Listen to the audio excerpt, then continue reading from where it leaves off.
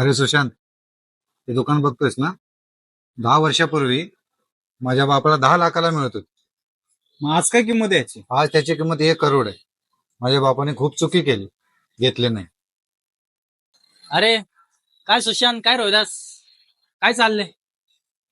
काय नाही क्रिश, जुने दिवस आठवत होतो. 10 वर्षापूर्वी हे दुकान माझ्या वडिलांना 10 लाखाला भेटत होतं. आज एक करोडला झालं. माझ्या बापाने खूप मोठी चूक केली दुकान सोडून. अरे मग काय विषय आहे भाऊ? तू आता विकत घे ना हे दुकान. भाऊ, आता मी घेऊ शकत नाही, एवढी कॅपॅसिटी नाही माझी. घराचे हप्ते आहेत, मुलांची शाळा आहे, मुलांची फी भरायचं आहे, कसं घेणार? मला एक गोष्ट सांगा रोहिदास भाऊ, इथून पुढे 20 वर्षांनी या दुकानाची किंमत काय होईल? साधारण 15-20 करोड होईल. अरे मग विचार कर रोहिदास भाऊ, 20 वर्षानंतर तुझी पण मुलं तुला अशीच नावं ठेवतील की माझ्या बापाने काहीच नाही केलं आमच्यासाठी.